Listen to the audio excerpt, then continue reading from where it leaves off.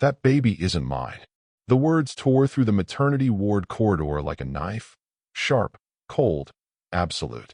February 14th, 2014.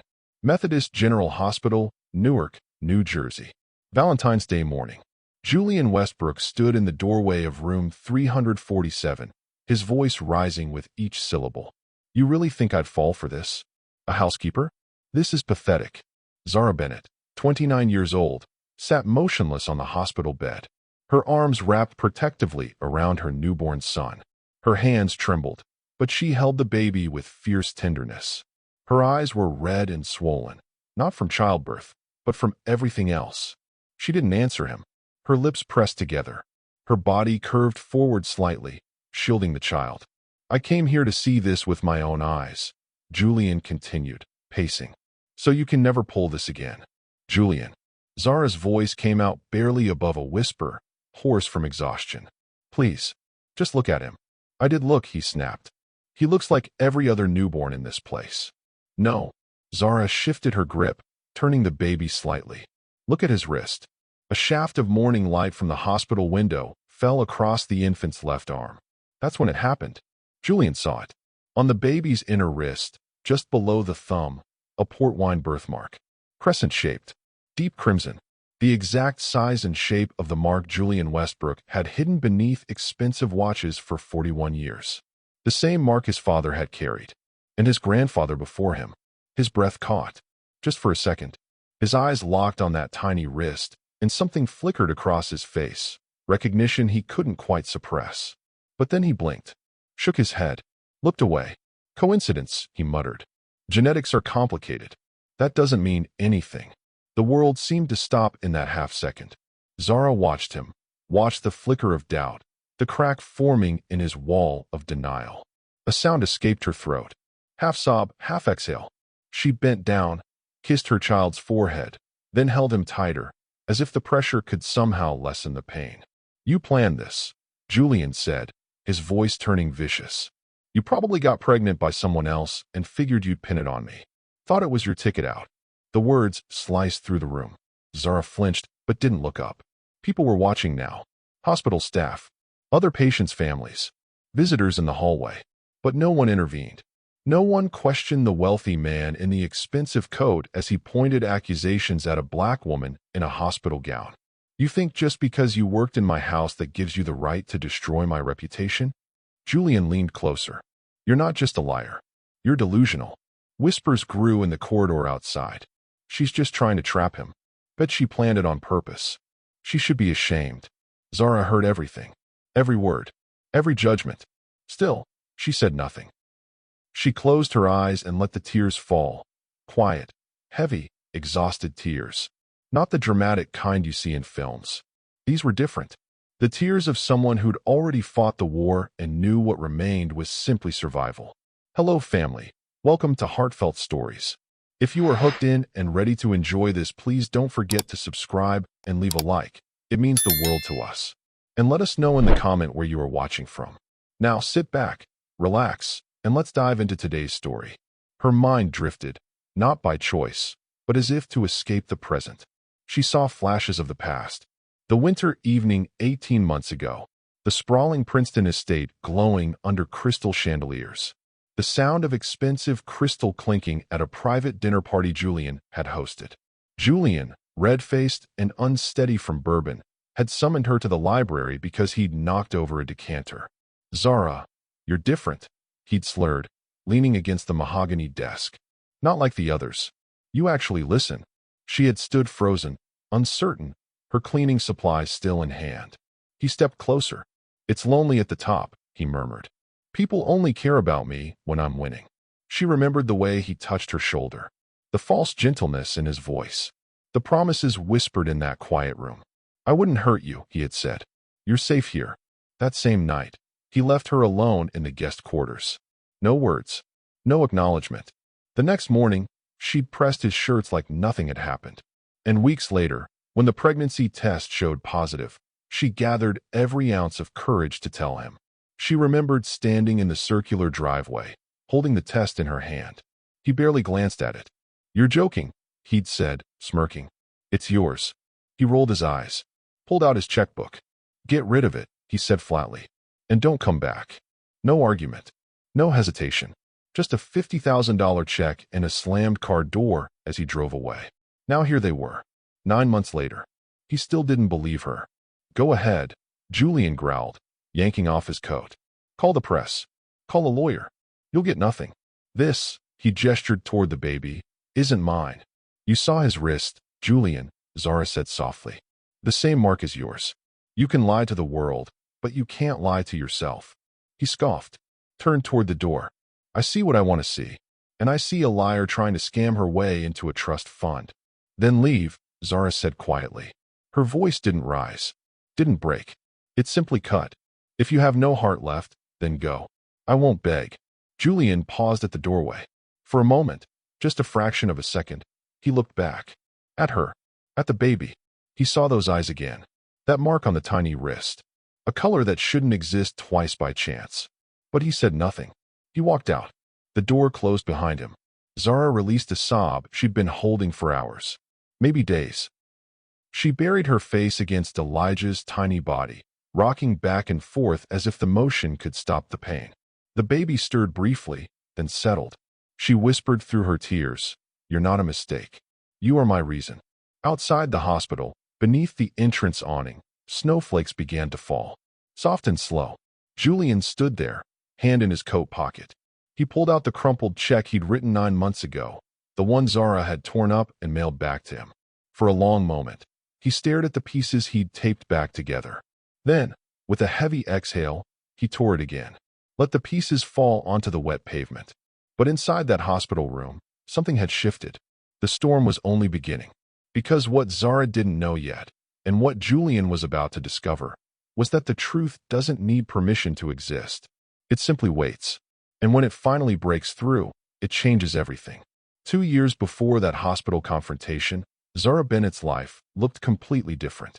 She'd been working at the Westbrook estate in Princeton for only 3 weeks when she first noticed something unusual about her employer. Julian Westbrook never rolled up his sleeves. Not when he worked in the home office during rare weekends. Not when he played tennis on the private court. Not even during the 100-degree heat wave that August when the air conditioning failed for 6 hours. Always long sleeves. Always a watch. Expensive, rotating collection, but always covering the same spot on his left wrist. She didn't think much of it at first. Rich people had their quirks. Some wanted their towels folded a specific way. Others insisted on particular mineral water brands. Julian Westbrook apparently never showed his wrists. It wasn't her business. What was her business? Maintaining 15,000 square feet of Italian marble, imported wood, and museum-quality art. The job paid $42,000 annually, more than double what she'd made at her previous 3 positions combined. She needed it. Her younger brother, Marcus, was starting community college. Their mother had passed 3 years earlier from complications related to diabetes. Complications that might have been prevented with better health care, with more money, with time she didn't have because she was working 3 jobs. Zara had promised her mother she'd make sure Marcus got opportunities she never had. This job was that opportunity. So she kept her head down, worked efficiently, remained invisible. The estate itself felt like a mausoleum. Beautiful but lifeless. She'd clean rooms that Julian never entered. Dust books he never read. Arrange flowers in vases he never noticed. The only space that showed signs of actual life was his office, and even that was cold. Financial newspapers stacked precisely. Monitors displaying stock tickers. A single photo on the desk. Julian with an older man who had the same sharp jawline, same cold eyes. His father, she assumed. She never asked. For 6 months, their interactions were transactional. He'd leave notes. She'd complete tasks. Sometimes she'd go 3 days without seeing him at all. Until December 15th, 2012. That was the night Westbrook Financial Group's merger with a European investment firm collapsed. $400 million evaporated. Board members were calling for Julian's removal. Financial news networks ran the story on loop. Zara was in the staff quarters when she heard the crash from the main house. Then another.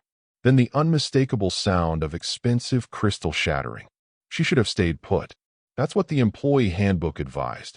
Respect employer privacy during personal matters. But then she heard something else.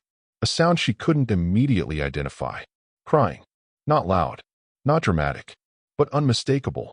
She walked to the library, knocked softly. Sir, do you need help? The door opened. Julian stood there, and for the first time since she'd started working for him, he looked human, vulnerable. His shirt was half unbuttoned. His eyes were red. Blood dripped from his palm where he'd cut it on broken glass. Have you ever lost everything? He asked. The question caught her off guard. This was the longest sentence he'd ever directed at her. That wasn't an instruction. I know, sir. He laughed, bitter, hollow. Everyone keeps telling me it'll be fine, that I'll recover. But they don't understand. I built this to prove I wasn't him. He gestured toward the photo on his desk, the older man with the cold eyes. And I failed anyway. I don't think. Come in, he said. Please. I need to talk to someone who isn't going to lie to me about this. She hesitated. Every professional instinct said no. But something in his voice, the raw desperation, made her step inside. He poured bourbon, offered her a glass. She accepted, though she rarely drank. They talked, really talked. For the first time, she wasn't the invisible housekeeper. She was a person, and he wasn't the cold billionaire. He was a man who'd just watched his world collapse. He told her about his father, about the impossible standards, about being told from childhood that anything less than perfection was failure. He had this birthmark, Julian said, his hand moving unconsciously to his wrist. Crescent-shaped thing on his wrist. He always said it was a flaw, something to hide. I have the same one.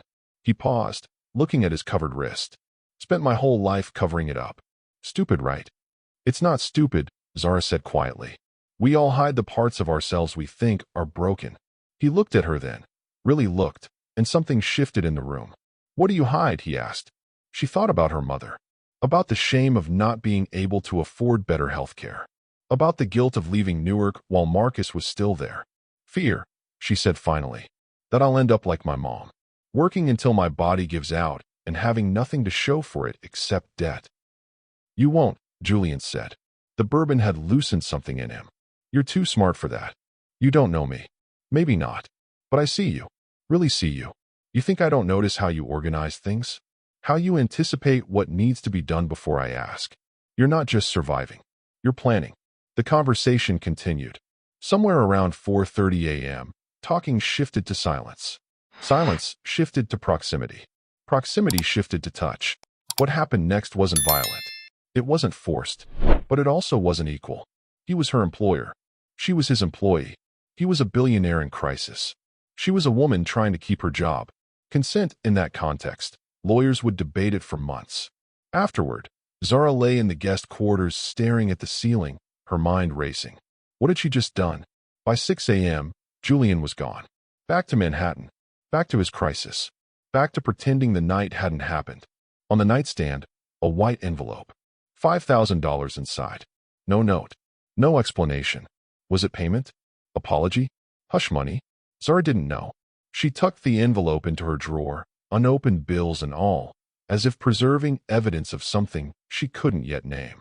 For the next 6 weeks, Julian didn't mention that night, didn't acknowledge it, left notes about tasks like always.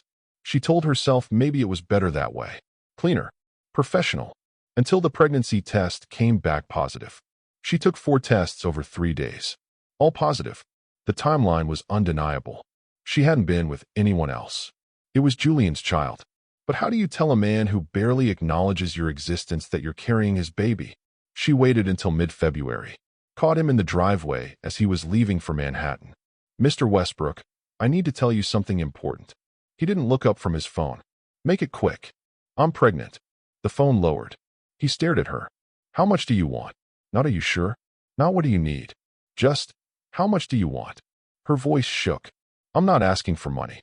I'm telling you because you're the father. His expression hardened. He pulled out his checkbook, right there in the driveway, in broad daylight, and wrote a check for $50,000. Take care of it. Don't come back. He ripped the check free and held it toward her. Zara stared at him. At the man who'd cried in her presence 6 weeks ago, who'd called her smart, who'd said he saw her. Now he was trying to erase a life with a piece of paper. I'm keeping the baby, she said. His jaw tightened. Then you're fired. Clear out by tonight. No severance. No reference. Just a check she refused to touch, and a door slammed in her face. Zara moved back to Newark. Back to a fifth-floor walk-up. Back to the neighborhood she'd worked so hard to leave. She got a job at Rosario's family restaurant on Ferry Street. $8 an hour plus tips. She worked double shifts until her feet swelled. Saved every dollar. And she waited. Because Zara Bennett knew something Julian Westbrook had forgotten. The truth doesn't disappear just because you refuse to look at it. 9 months later, when Elijah Kai Bennett was born with that crescent birthmark on his wrist, the same mark Julian had spent 41 years hiding, the truth became unavoidable. But what neither of them knew yet was that seeing the truth and accepting it are two very different things. And the gap between those two things would define the next year of their lives. The day after the hospital confrontation, Zara received a certified letter at her apartment. Inside, another check, this time for $100,000. And a typed message. Final settlement offer. Sign the attached non-disclosure agreement. Do not contact me or my legal team again. Paternity testing will proceed through court order if necessary. Zara read it twice. Then she tore it in half. If Julian Westbrook wanted a war, she'd give him one. But this war wouldn't be fought with lawyers and money. It would be fought with the one weapon he couldn't buy his way out of. The truth. Zara stood in her apartment. The torn check pieces scattered on the kitchen table like confetti from a celebration no one wanted. Her hands were still shaking, not from fear, but from anger she'd been suppressing for 9 months. Elijah slept in a borrowed bassinet by the window, 3 days old, oblivious to the storm gathering around him. Her neighbor, Mrs. Delgado, knocked and entered with a pot of rice and beans. The older woman had been helping since Zara came home from the hospital, watching Elijah when Zara needed a shower, bringing food, offering the kind of support that money couldn't buy. You tore up the check, Mrs. Delgado observed, not surprised. He thinks everything has a price, Zara said quietly. Maybe for him it does. But you? You know better. Mrs. Delgado ladled food onto a plate. Eat. You need strength for what comes next. What came next arrived faster than Zara expected. 4 days later, a process server appeared at her door. She was served with legal documents. Julian Westbrook was filing a motion to establish that he had no legal paternity obligation unless DNA testing proved otherwise. His attorneys were requesting a court order to compel testing. Zara read through the dense legal language. The message was clear. He wanted proof, but on his terms, through his lawyers, in his controlled environment. She called Legal Aid Society of Newark. After 3 transfers and 20 minutes on hold, she reached an intake coordinator. I need help. The father of my child is denying paternity, and I can't afford an attorney. The coordinator asked basic questions. Income, assets, nature of the case? We can assign you a legal advocate, the coordinator finally said. But I need to be honest. These cases take time. Months, sometimes. And if the father has significant resources, he can draw it out even longer. I don't care how long it takes, Zara said. I just want the truth on record. The truth and the law aren't always the same thing, Ms. Bennett. Be prepared for that. 1 week later, Zara met her court-appointed attorney, Danielle Okafor, 34 years old, originally from Nigeria, now handling family law cases for clients who couldn't afford private representation. They met in a cramped office in downtown Newark. Files stacked on every surface. A space heater rattling in the corner because the building's heat was inconsistent. I've reviewed your case, Danielle said, spreading documents across her desk. The father is Julian Westbrook. Net worth approximately $2.8 billion. His legal team is Kensington and Ross, one of the most expensive firms in New York. I know who he is, Zara said. Then you know what you're up against. They'll try to delay, discredit, and exhaust you financially and emotionally. Their goal isn't just to win. It's to make you give up. I won't give up. Danielle studied her for a moment. Why not? He's offering you money. $100,000 is more than most people see in years. You could take it, sign the agreement, move on. Because my son deserves to know who his father is. And because Julian saw the birthmark. He knows the truth. Making him admit it isn't about money. It's about accountability. Danielle nodded slowly. Okay, then here's what happens next.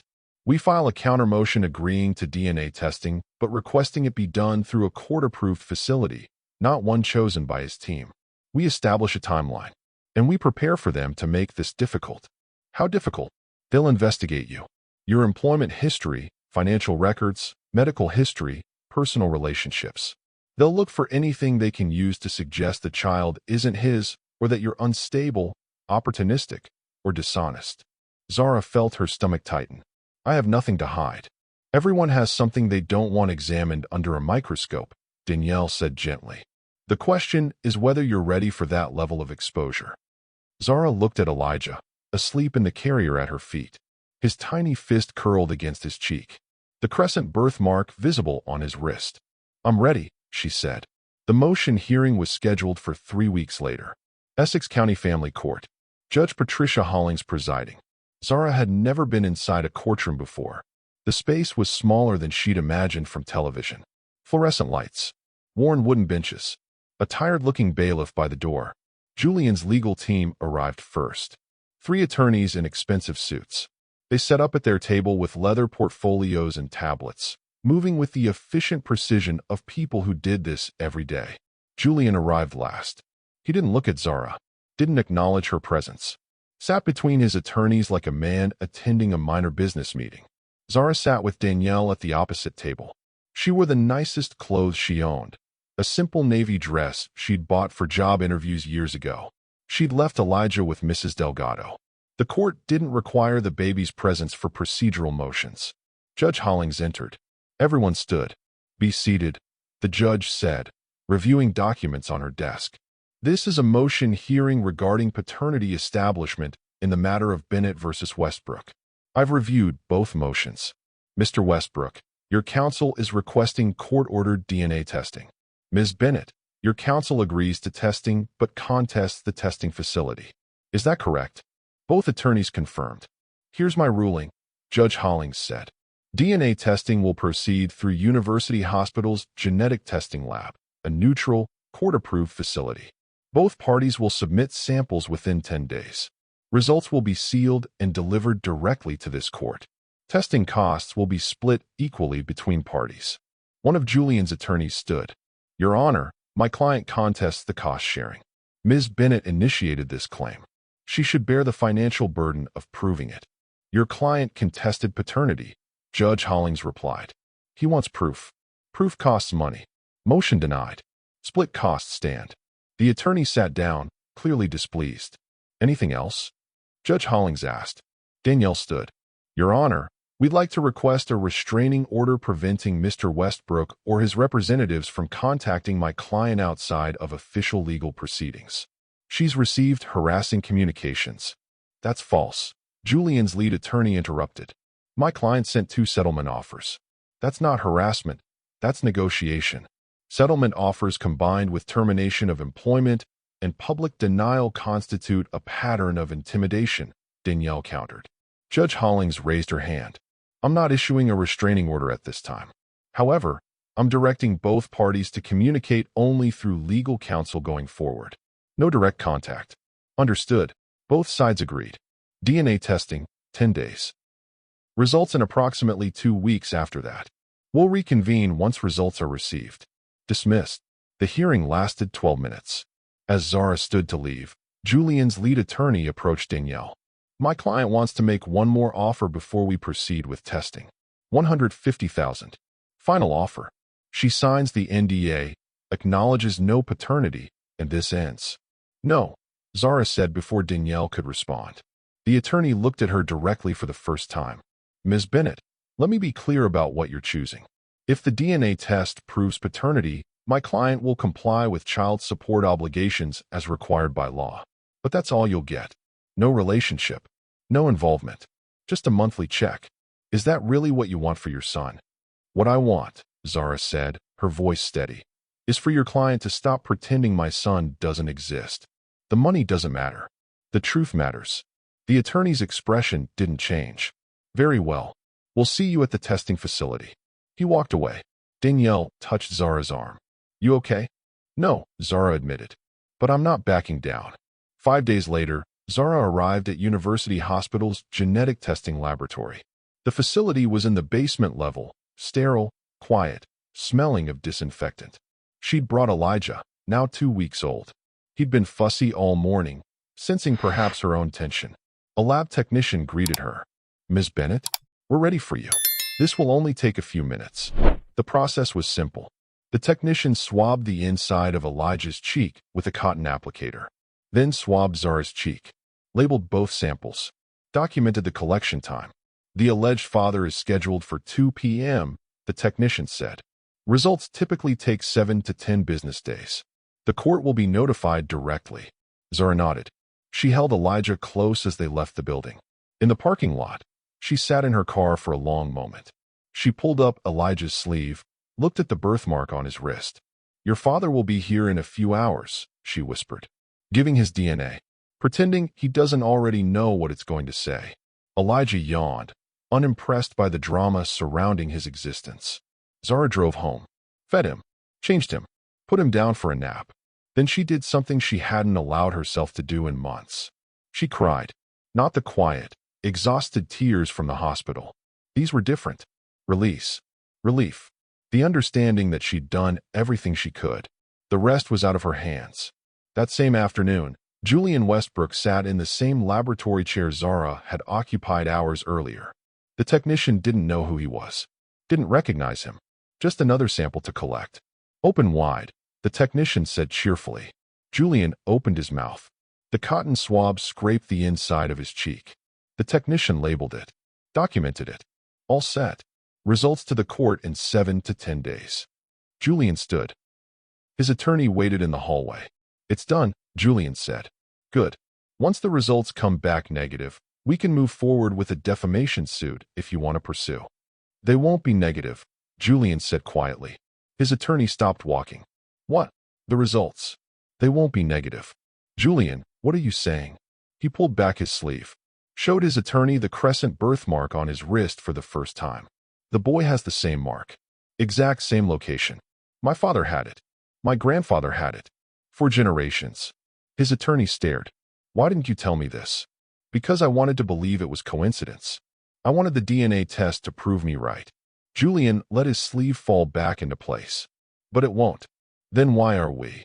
"Because I need the test to be official. I need it documented. I need..." He trailed off. "You need what?" "I need time to figure out how to be a father when I never had one." 10 days later, the envelope arrived at Essex County Family Court. Judge Hollings opened it in chambers. Read the results. Made notes on her legal pad. Then she scheduled a hearing for the following week. Both parties were notified. Paternity test results received. Hearing scheduled March 15, 2014, 10 a.m. Mandatory appearance. Zara received the notification and knew. The results were in. The truth was documented. And Julian Westbrook would finally have to face what he'd been denying for 9 months. But knowing the truth and accepting it, those were still two very different things. And the real battle was only beginning. March 15, 2014, 10 a.m. The courtroom felt smaller this time. Or maybe it was just that the weight of what was about to happen made the walls seem closer. Zara arrived early with Danielle. She'd brought Elijah, now 1 month old, because she had no one to watch him. Mrs. Delgado had a doctor's appointment she couldn't miss. Julian's legal team filed in at 9:58 a.m. Precise. Professional. Julian entered last. This time, for just a second, his eyes found Zara's across the room. Then he looked away and took his seat. Judge Hollings entered. Everyone rose. "Please be seated." The judge opened a sealed envelope on her desk. "I've reviewed the DNA paternity test results submitted by University Hospital's genetic laboratory. These results are conclusive." The courtroom went silent.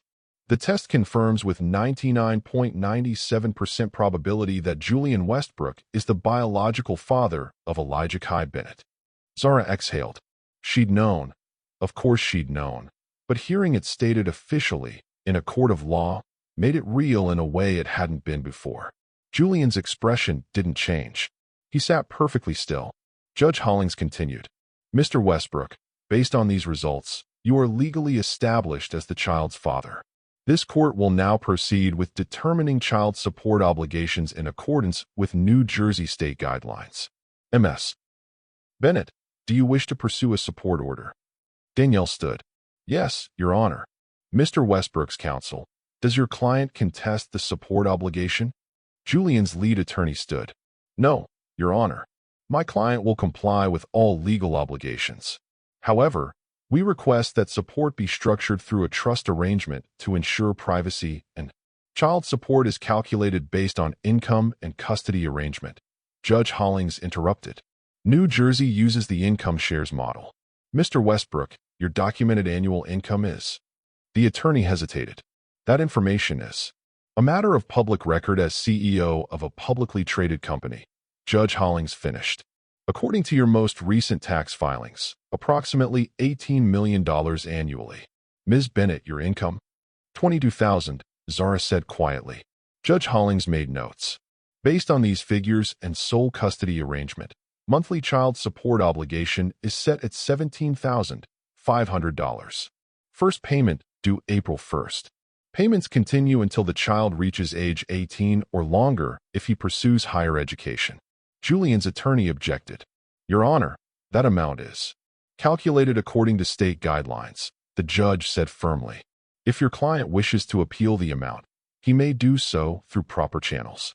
But the obligation stands. She looked directly at Julian. Mr. Westbrook, you have a son. The law requires you to support him financially. What you choose to do beyond that legal minimum is your decision. But understand this. That child didn't ask to be born into this situation. Neither did his mother. You made choices that led to this moment. Now you have responsibilities. Julian stood slowly. Your Honor, may I speak? Judge Hollings looked surprised. Go ahead. I'd like to request visitation rights. The courtroom seemed to freeze. Zara's head snapped up. Danielle looked equally shocked. Julian's own attorney whispered urgently to him, but Julian shook his head. I'm not asking for custody, Julian continued. I'm asking for the opportunity to know my son. Supervised visits, whatever the court deems appropriate. I was wrong to deny him. The DNA test confirms what I should have acknowledged months ago. I want to be part of his life. Judge Hollings studied him for a long moment. Ms. Bennett, how do you respond to this request? Zara stood, her legs unsteady. Elijah stirred in her arms. 9 months, she said. For 9 months, he called me a liar. He fired me. He tried to pay me to disappear. He stood in that hospital room and denied his own son even after seeing the birthmark. Now, because a court says he has to pay support, suddenly he wants visitation? Her voice shook, but she didn't stop. I don't trust him. I don't believe this is about Elijah. I think this is about control. About his reputation. About making himself look better after months of making me look like a liar. Julian spoke again. You're right. About all of it. I was cruel. I was a coward. I denied the truth because I was terrified of becoming my father, cold, distant, incapable of love. But that fear doesn't excuse what I did to you. To our son. Our son. The first time he'd said it out loud. I'm not asking you to forgive me, Julian continued. I'm asking for the chance to do better. Not for me. For him. Judge Hollings leaned back. Ms. Bennett, you are under no legal obligation to grant visitation. The father's rights to visitation can be established separately if he files a motion. However, I'm going to ask you to consider something. Whatever happened between you and Mr. Westbrook, that child will grow up knowing his father exists. The question is whether he grows up with a father who tried or one who was kept away. Think carefully about which answer you want to give him when he's old enough to ask. Zara looked down at Elijah. His tiny hand gripped her finger. Supervised visits, she finally said. 1 hour. Once a week. At a neutral location. If he misses one visit, if he's late, if he shows any sign this is just for show, it stops. Agreed, Julian said immediately. Judge Hollings nodded. Supervised visitation approved. 1 hour weekly at Essex County Family Services Center. First visit scheduled for next week. This court will review the arrangement in 3 months. If both parties demonstrate cooperation, we can discuss expanded access. She banged her gavel. This hearing is concluded. Outside the courtroom, Danielle pulled Zara aside. You didn't have to agree to visitation. You know that, right? I know, Zara said. But the judge was right. One day Elijah will ask about his father. I need to be able to say I gave him the chance. And if he wastes it, then at least I'll know I tried. 1 week later, Zara arrived at the Family Services Center with Elijah. The building was designed for exactly this purpose, neutral ground for complicated family situations.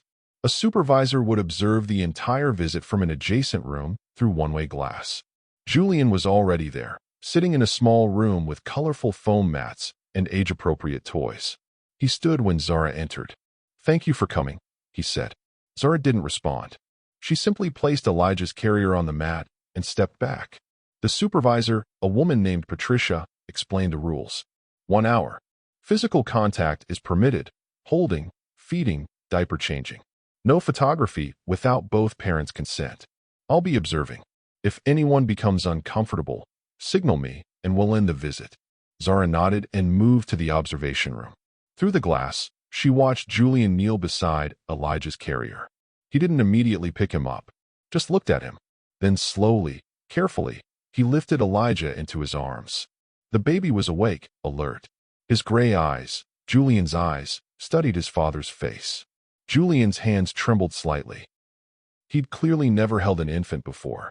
His grip was awkward, uncertain. "Hi," he whispered. I'm your father."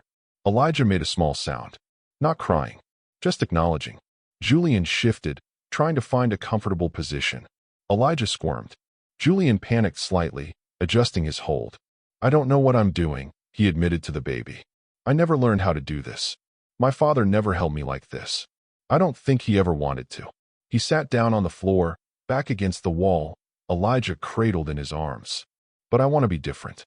I want you to know I tried." For 57 minutes, Julian simply held his son. He didn't play with toys, didn't try to entertain him, just held him.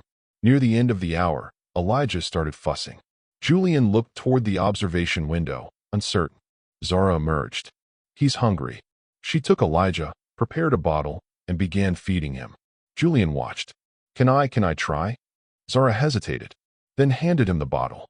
Julian fed his son for the first time. Elijah's tiny hand wrapped around Julian's finger as he drank. "His birthmark," Julian said softly. "May I see it?"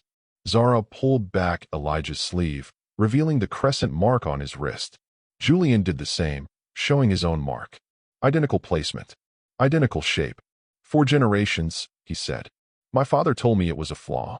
Something to hide. But looking at him, it's not a flaw. It's proof." "Proof of what?" Zara asked. "That he's mine. That some things can't be denied, no matter how hard you try." The hour ended. Patricia entered. "Time's up." Julian handed Elijah back to Zara carefully. "Same time next week?" "If you show up," Zara said. "I will." And he did. Every week for the next 3 months, Julian appeared at the Family Services Center. He was never late, never missed a visit, never made excuses. The visits followed a pattern. He'd hold Elijah, feed him if needed, change diapers, badly at first, then with increasing competence. He'd talk to him softly, telling him about things Elijah couldn't possibly understand yet. Zara watched from the observation room, her skepticism slowly giving way to something else. Not forgiveness, not trust, but acknowledgement that he was trying. In the 3rd month, Patricia approached Zara. "He's consistent," the supervisor said. "In my 15 years doing this work, I've seen a lot of fathers court-ordered into visitation. Most give up within weeks. He hasn't missed one session. He's rich," Zara said. "He can afford to be consistent. Money doesn't create emotional commitment. I've supervised billionaires who couldn't spare an hour a week. He's here because he wants to be." During the 12th visit, Julian asked Zara directly, "What happens after the 3-month review?" "I don't know," she admitted. "The judge will decide if the arrangement continues. I'd like to request unsupervised visits. Short ones, maybe at a park. With you present if that makes you more comfortable." "Why?" "Because he's growing. He's starting to smile, to respond. I want him to know me in a normal environment, not just this room." Zara considered.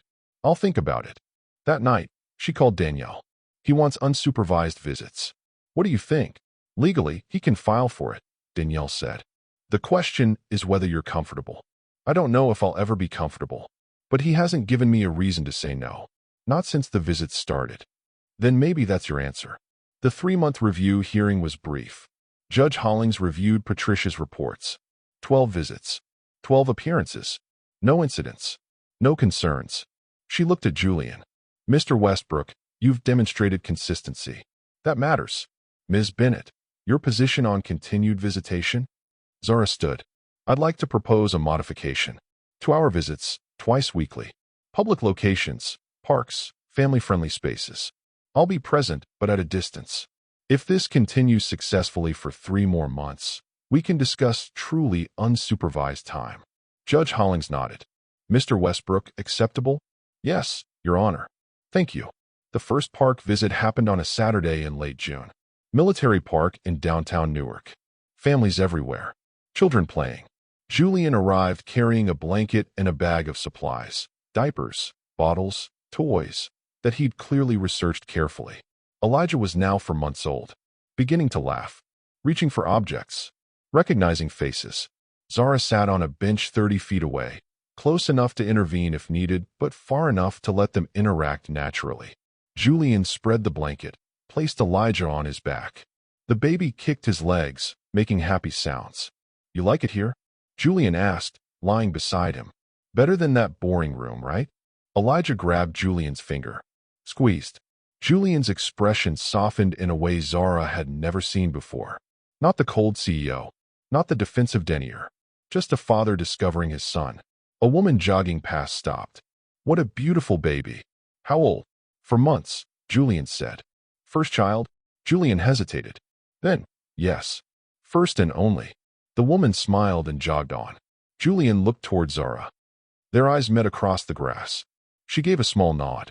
Progress. By August, the visits had expanded. 3 hours, twice weekly. Julian had learned to prepare bottles, change diapers efficiently, soothe Elijah when he fussed. He'd read parenting books. Zara could tell by the questions he asked. Is it normal for him to grab everything and put it in his mouth? Yes. Teething starts soon.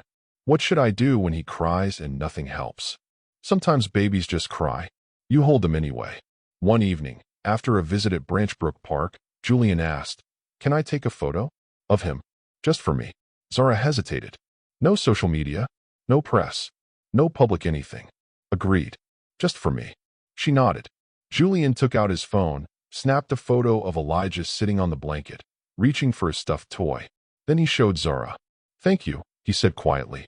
That photo became his phone's lock screen, the only personal image in his digital life. September 2014. Elijah was 6 months old, sitting up on his own, babbling, responding to his name. Julian's life had changed in ways he hadn't anticipated. He'd stepped down as CEO of Westbrook Financial Group, not forced out, but by choice. He stayed on the board, but removed himself from daily operations. His reason, stated to investors, personal priorities require my attention. The business press speculated wildly. Health issues? Another scandal? Strategic pivot? None of them guessed the truth. He'd rearranged his life to be available for his son. He'd also moved. Not to Newark, that felt intrusive, but to Montclair, 20 minutes away. A townhouse.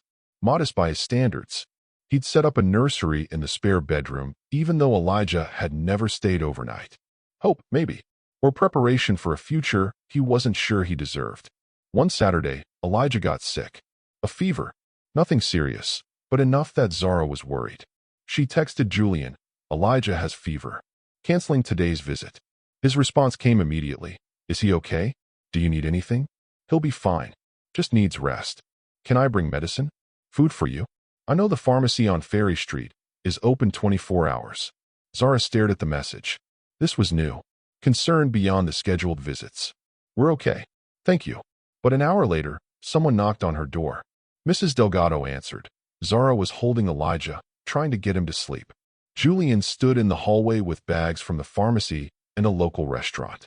I know you said no, he told Mrs. Delgado. But I couldn't just. I needed to know he was okay. Mrs. Delgado looked back at Zara. Zara sighed and nodded. Julian entered the apartment. It was his first time inside. He saw the cramped space, the worn furniture, the resourcefulness required to make it work. How is he? Julian asked. Fever's coming down. Pediatrician said it's just a virus. Should pass in a day or two. Julian set the bags on the counter. I brought children's fever reducer.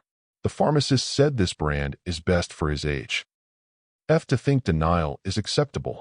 I want him to understand that when you're wrong, you admit it and do better.